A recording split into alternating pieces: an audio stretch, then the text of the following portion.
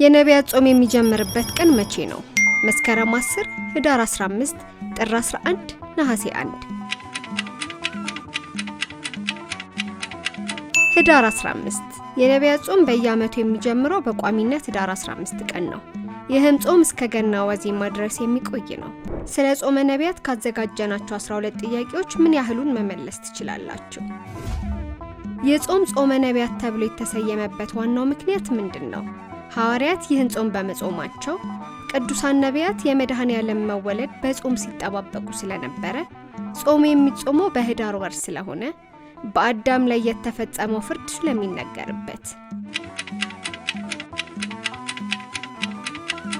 ቅዱሳን ነቢያት የመድኃኔዓለምን መወለድ በጾም ሲጠባበቁ ስለነበር። በብሉይ ኪዳን የነበሩት ነቢያት ሁሉ እግዚአብሔር ሰው ሆኖ ዓለምን ለማዳን እንደሚወለድ ትንቢት ተናግረዋል። ይህም ተስፋ ሲፈጸም ለማየት በጾምና በጸሎት ይጠባበቁ ስለነበረ የነቢያትን ቅዱስ ተስፋና ጸሎት ለማሰብና ለማስታወስ ሲባል ጾመ ነቢያት ተብሏል። ቅድስት ቤተክርስቲያን የነቢያትን ጾም እንድንጾም ካዘዘችበት ዋና ዋና ዓላማዎች መካከል አንደኛው የትኛው ነው? የጌታን ስቅለት ለማሰብ፣ ነፍስን ከኃጢአት በማንጻት ለልደቱ ብርሃን ለማዘጋጀት፣ የሐዋርያትን መከራ ለማሰብ፣ የነቢያትን በዓል ለማክበር። ነፍስን ከኃጢአት በማንጻት ለልደቱ ብርሃን ለማዘጋጀት። የአጽዋማት ሁሉ ዓላማ ስጋን በመከልከል ነፍስን ማበርታትና ለኃጢአት ስርየት ማዘጋጀት ነው። በተለይም የገና ጾም የድህነት ብርሃን የሆነው የጌታችን ልደት ሲከበር አማኞች በንጽህናና በመንፈሳዊ ዝግጅት እንዲቀበሉት ነው። በጾመ ነቢያት ወቅት በቤተ ክርስቲያን ትምህርት በዋናነት የሚሰበከውና ትኩረት የሚደረግበት ጉዳይ ምንድነው? ስለ ቅዱሳን ነገስታት ታሪክ፣ ስለ ምጽዋትና መጨረሻው ዘመን ትንቢቶች፣ ስለ እመቤታችን የዕረፍት በዓል ታሪክ፣ ስለ ጌታችን ኢየሱስ ክርስቶስ ልደት የምስራችና የነቢያት ትንቢቶች። ስለ ጌታችን ኢየሱስ ክርስቶስ ልደት የምስራችና የነቢያት ትንቢቶች። ጾመ ነቢያት ጌታ ኢየሱስ ክርስቶስ ከእመቤታችን ከቅድስት ድንግል ማርያም የሰውን ሥጋ ለብሶ መወለዱን የምስራች የሚሰበክበት፣ ነቢያትም አስቀድመው የተናገሯቸው ትንቢቶች መፈጸማቸውን የሚያስተምርበት ወቅት ነው። ለዚህም ነው ጾመ ስብከት ተብሎ የሚጠራው። ጾመ ነቢያት በሌላ መጠሪያ ከሚታወቁ ስያሜዎች መካከል የሆነው የትኛው ነው? ጾመ ኢየሱስ፣ ጾመ መጋቢት፣ ጾመ ሐዋርያት፣ ጾመ ልደት። ጾመ ልደት ጾመ ነቢያት ተብሎ የሚጠራው ዋናው ምክንያት ጌታችን ኢየሱስ ክርስቶስ የተወለደበትን ታላቅ በዓል ወይም ልደት አስቀድሞ ለመቀበልና ለመዘጋጀት የሚጾም በመሆኑ ነው። ስለዚህ ጾመ ልደት የሚለው ስያሜ የጾሙን ዓላማ በግልጽ ያሳያል። የገና ጾም ወይም ጾመ ነቢያት የሚፈታው በየትኛው ዕለት ነው? ልደት ወይም ታኅሳስ 29፣ ጥምቀት ጥር 11፣ መስቀል ወይም መስከረም 17፣ ጽጌ ወይም ህዳር 6። ልደት ወይም ታኅሳስ 29 የገና ጾም የሚጾመው የጌታችን የኢየሱስ ክርስቶስን ልደት በመጠበቅ ስለሆነ ጾም የሚፈታው በታላቁ የልደት በዓል ዋዜማ ማለትም ታኅሳስ 28ን ሙሉ ቀን ጾሞ ታኅሳስ 29 ንጋት ሲቀድ ነው። የነቢያት ጾም ቢያንስ ለስንት ቀን ይጾማል? 40 ቀናት፣ 55 ቀናት፣ 43 ቀናት፣ 15 ቀናት። 43 ቀናት። የነቢያት ጾም የሚቆየው ከህዳር 15 ጀምሮ እስከ ታኅሳስ 28 ድረስ ነው። ይህም 43 ቀናት ነው። ህዳር 16 ቀናት ሲደመር ታኅሳስ 27 ቀናት አንድ ላይ 43 ቀናት ይመጣል። ከጾመ ነቢያት ሌላ ጾመ ፊልጶስ ተብሎ የሚጠራው በምን ምክንያት ነው? የሐዋርያው የቅዱስ ፊልጶስ በዓለ ዕረፍቱ ከዚህ ጾም ጋር የተያያዘ ስለሆነ፣ ሐዋርያው ፊልጶስ ጾሙን የመሰረተው እሱ ስለሆነ፣ ፊልጶስ የመጥምቁ ዮሐንስን ልደት ለመጾም መርጧልና፣ ሐዋርያው ፊልጶስ በዓሉን ለብቻው ያከብር ስለነበር። የሐዋርያው ቅዱስ ፊልጶስ በዓለ ዕረፍቱ ከዚህ ጾም ጋር የተያያዘ ስለሆነ። የኢትዮጵያ ኦርቶዶክስ ተዋሕዶ ቤተክርስቲያን የሐዋርያው ቅዱስ ፊልጶስን በዓለ ዕረፍት ህዳር 18 ታከብራለች።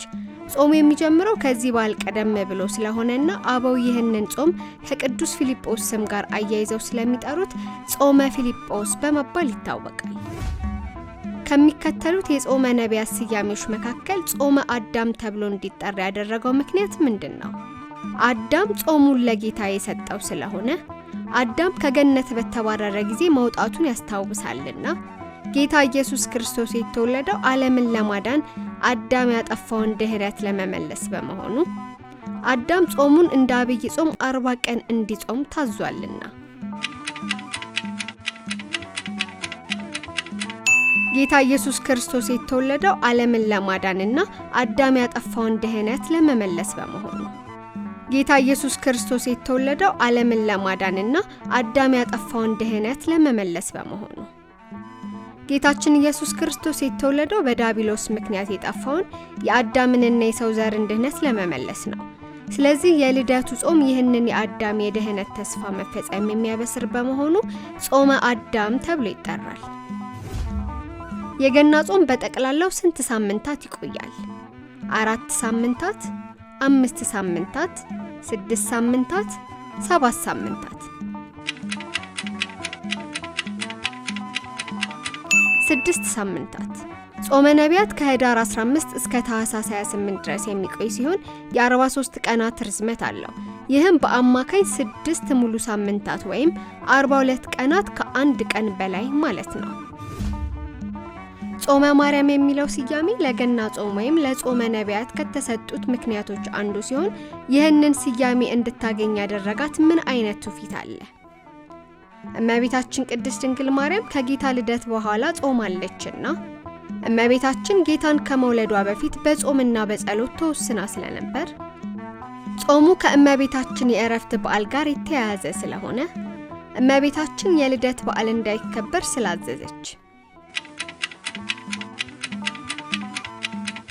እመቤታችን ጌታን ከመውለዷ በፊት በጾምና በጸሎት ተወስና ስለነበር የቤተ ክርስቲያን ትውፊት እንደሚናገረው እመቤታችን ቅድስት ድንግል ማርያም ወልደ እግዚአብሔርን ልትወልድ በተዘጋጀችበት ወቅት በንጽህናዋ ላይ ጾም ጨምራ ጌታን በልቧና በስጋዋ ለመሸከም ራሷን አዘጋጅታለች።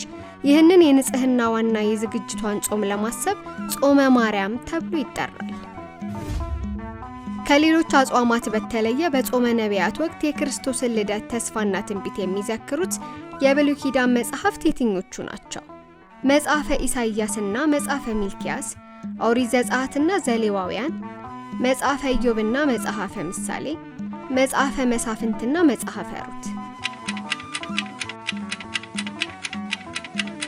መጽሐፈ ኢሳይያስና መጽሐፈ ሚልክያስ በቤተ ክርስቲያን አገልግሎት በጾመ ነቢያት ወቅት ከመሰረታዊ ትንቢቶች መካከል የነቢዩ ኢሳይያስ ስለ ድንግልና ልደት እና የነቢዩ ሚልክያስ የመጥምቁ ዮሐንስን አገልግሎትና የጌታን መምጣት አስመልክቶ ትንቢቶች በስፋት ይነበባሉ፣ ይሰበካሉ፣ እንዲሁም በቅዳሴ ወቅት አገልግሎት ላይ ይውላሉ።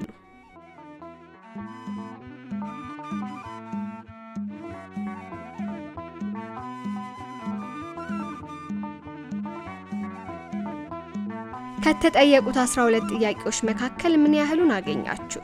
ዝግጅታችንን ከወደዳችሁት ላይክ፣ ሼር እና ሰብስክራይብ ማድረግ እንዳይረሳ። መልካም ጾም።